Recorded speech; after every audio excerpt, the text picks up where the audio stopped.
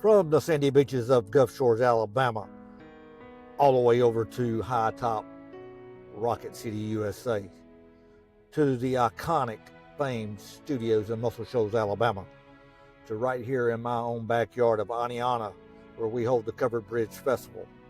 Welcome to the Dailey Factor, my God, my country, and me, with your host, Dailey. So come on in, pull up a chair, and have a seat, and let's talk the Dailey Factor.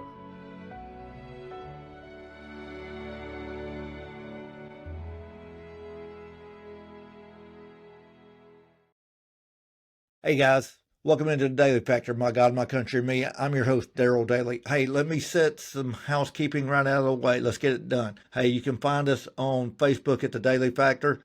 You can also find us on Instagram, X. I have a YouTube channel called The Dailey Factor. You can also email me at thedailyfactor@gmail.com. So we got the housekeeping duties out of the way. I don't have to worry about those till later on at the end of the show. So tonight we're going to talk about common sense. Common sense is not common to everyone. You've always heard that cliche. Common sense is not common to everyone, and it's true. So on tonight's show, that's what our focus is going to be. But it's going to focus on what happened in Minnesota just a few short weeks ago. A tragedy that took place where a state lawmaker and spouse were shot and killed. Another state lawmaker spouse critically injured. I'm not going to go through the whole story because there's no need. You've seen it on Fox, you've seen it on CNN, MSNBC, whatever your preferred media outlet to get news is. All right, you might have saw it on local WBRC, Fox News, or NBC 13 here in Birmingham. But what I want to do, I want to narrow the scope of tonight's show, and I'm going to point out some red flags that popped up to me.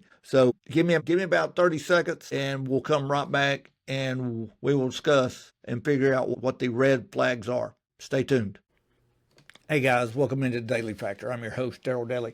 Hey, coming up real soon, we're going to be talking about the plea deal that Koberger got in the Idaho murder cases. Y'all stay tuned. It's coming soon. God bless. Take care.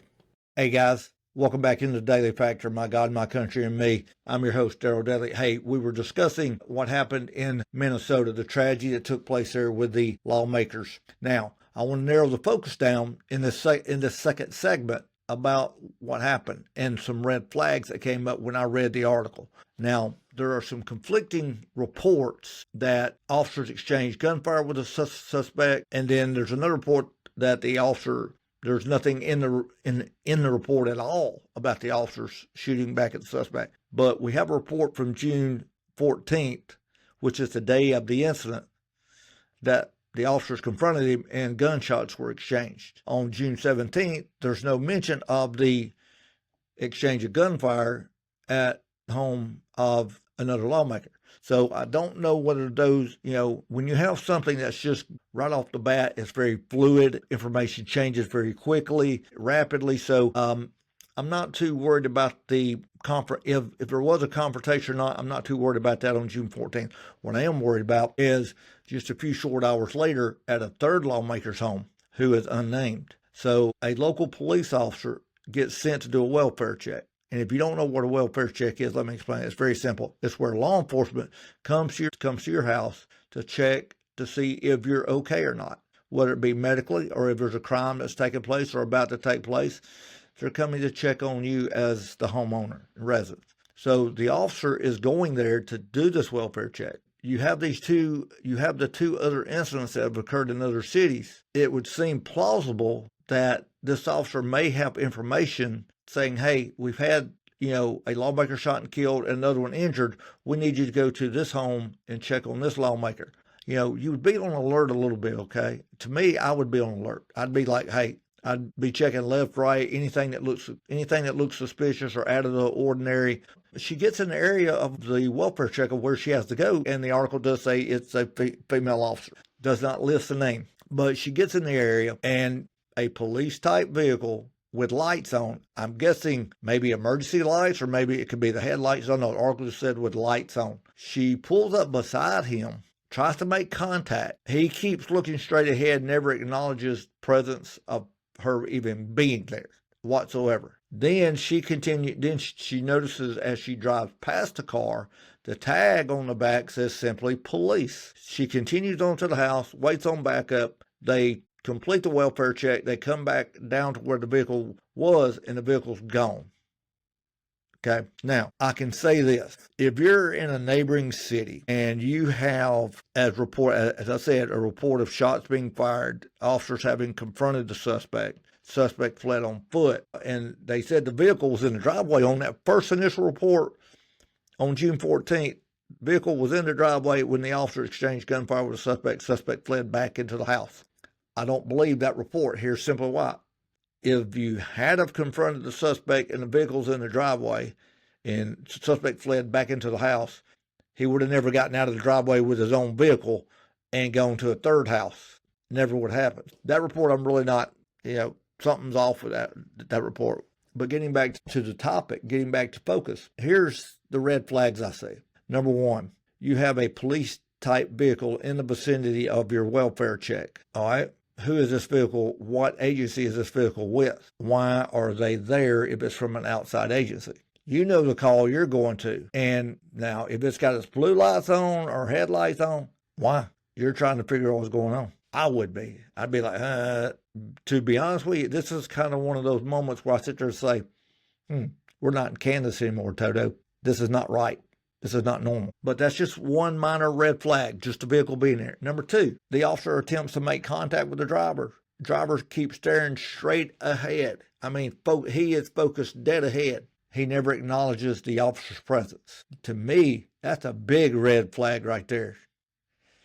He knows, the suspect or alleged suspect knows you're there. He does not want to turn and face you because it's probably that mask. You might notice it's a mask, but he doesn't want to turn and face you. That's a big red flag, knowing, hey, this is not normal. And number three, as they drive past the car, notice the tag that says police. It just simply says police. I know that every city tag has a letter designator, MU, for municipality. The same thing for a county tag, followed by a series of numbers, CO, followed by a series of numbers, and a state tag. If you've ever been passed by a state trooper on a highway, whatever, you see that big S on the tag followed by a series of numbers. You know that's a state tag.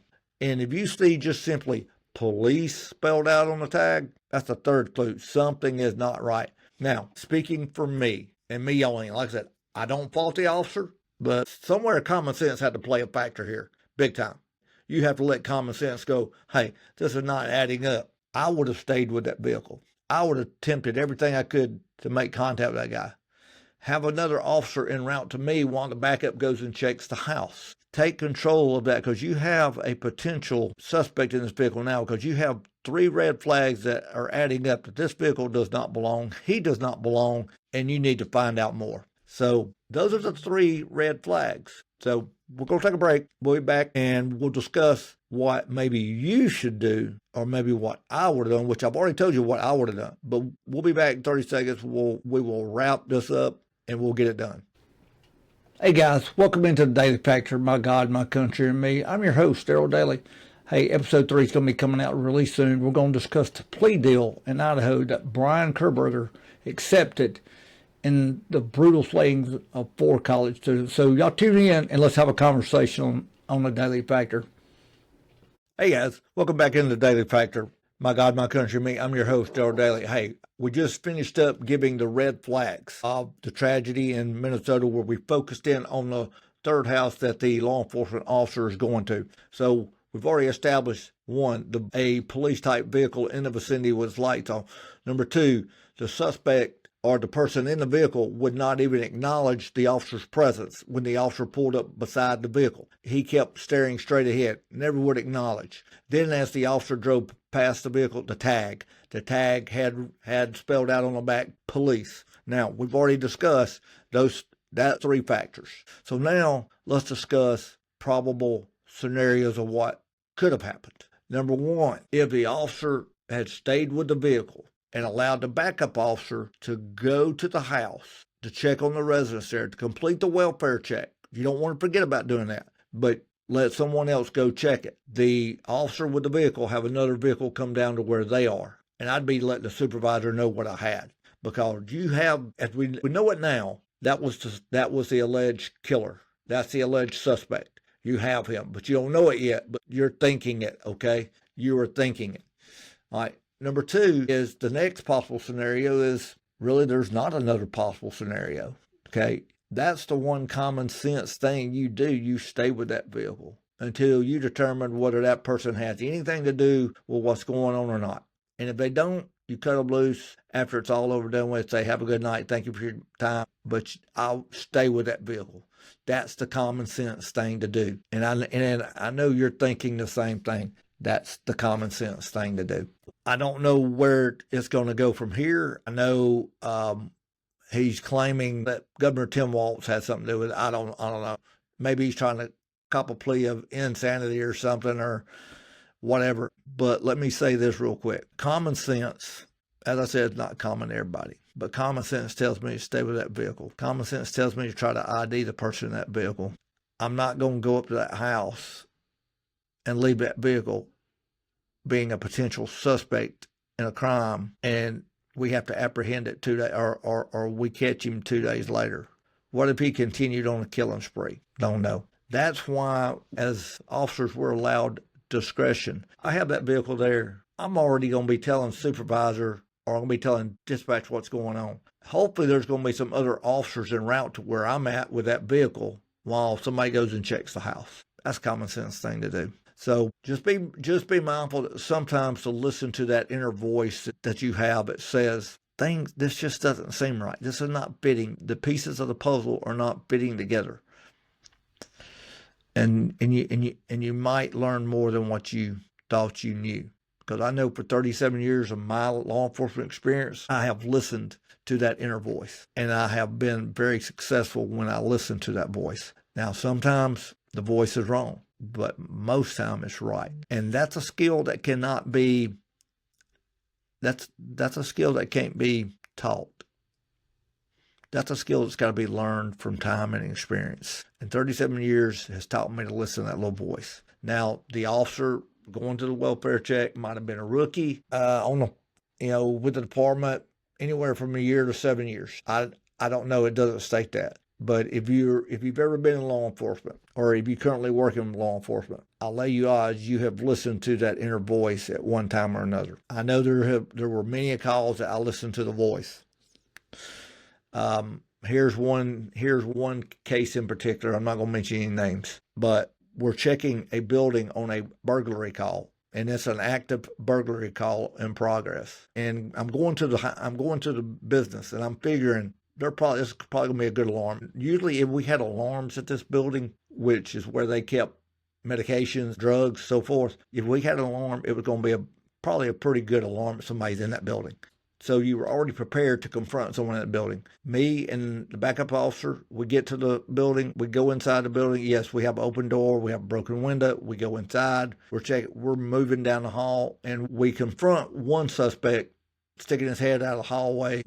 We ease down, we get to the room where he's at, we get him, as we enter the door frame, we got him under control, but the hair on the back of my neck stands up.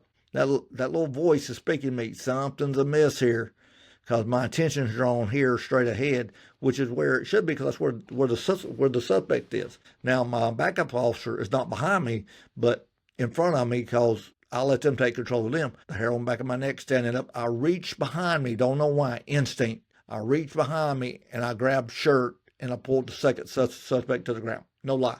That is a true story. That little instinct told me to reach behind me, and then I did. Fortunately, the one behind me, the door was blocking where he couldn't have he could have shot to the door, but he didn't have a gun. So that all worked out. But point being is that little bird, that little instinct told me, hey, reach behind you, because that's where the second suspect is. So common sense. Sometimes you have to listen to that little voice in your head to figure things out. If you have any questions or if you got any comments, you can email me at thedailyfactor@gmail.com. You can find me on Facebook at The Daily Factor and leave me comments there about how the show is. Hey, I appreciate your time. God bless. Y'all take care. I'm out. From the sandy beaches of Gulf Shores, Alabama, all the way over to high top Rocket City, USA, to the iconic famed studios in Muscle Shoals, Alabama, to right here in my own backyard of Aniana, where we hold the Covered Bridge Festival. Welcome to The Daily Factor, my God, my country, and me, with your host, Daryl Dailey. So come on in, pull up a chair, and have a seat, and let's talk the Dailey Factor.